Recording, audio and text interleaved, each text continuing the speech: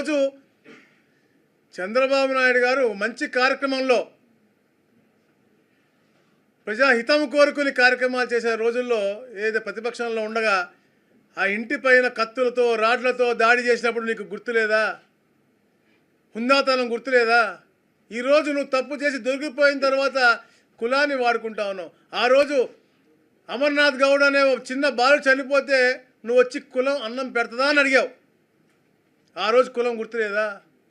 ఈరోజు గౌడు బిడ్డ లేదా బీసీ బిడ్డ అన్యాయం జరుగుతూ ఉంది అన్నావు. మీ అందరూ కూడా చూడాలి క్లియర్ కట్గా ఆ రోజు ఈ రోజు కూడా అన్న మాటలు.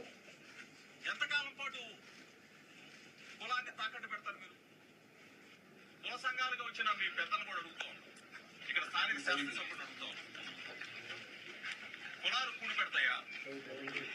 మన కులం మనం కాపాడుకుందాం, కానీ కులాన్ని రెచ్చగొట్టే కార్యక్రమం, ప్రభుత్వం మీద బురద చల్లే కార్యక్రమం ఒక బలహీన వర్గాల వ్యక్తి జోగి రమేష్ కృష్ణా జిల్లాలో అంచెలంచెలుగా ఎదిగాడు. ఒక బలహీన వర్గాల వాడు, ఒక గౌడ కులస్తుడు ఎదిగితే ఇది అంటే చిన్న బాలుడు 14 సంవత్సరాల బాలుడు చనిపోతేనేమే కులం అన్నం పెడుతుందా? అయితే బీసీ సంఘాలు ఎందుకు వచ్చారు అని చెప్పి బెదిరించినట్టు వ్యక్తి. అంటే నువ్వు ఏమి చేసావని చెప్పి బీసీలు నీ వెనుమంట ఉండాలండి? ఏ రోజానా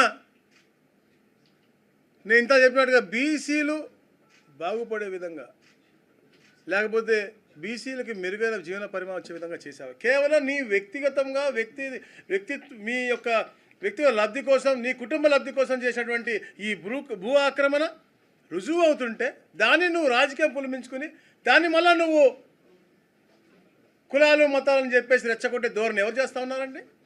అది జగన్మోహన్ రెడ్డి వైసీపీ యొక్క తత్వం. తెలుగుదేశం పార్టీ ఎప్పుడు కూడా ఎవరిని కూడా మోసపూర్వకంగా ఇరికించాలని కానీ ఎవరిని ఇబ్బంది పెట్టాలని ఆలోచన చేయదు. అలా చేసే తత్వం ఉంటే ఈ రోజున మీ 175 మంది ఎవరైతే గతంలో ఇన్ఛార్జ్గా ఉన్నారో, ఇప్పుడు ఎమ్మెల్యేలుగా ఉన్నా, ప్రతి ఒక్కరు కూడా బయట తిరిగేవాళ్ళు కాదు. మీ పర్సనల్ విషయాలు ఉంటాయి, వాటిల్లో ఎప్పుడు దూరం. ఇది పగడబందీగా మీరు హయాంలో ఉన్నప్పుడు అన్యాయంగా పక్కన ఉన్నటువంటి అగ్రిగోల్డ్ భూమిని కబ్జా చేశారు కాబట్టి, అది రుజువైంది కాబట్టి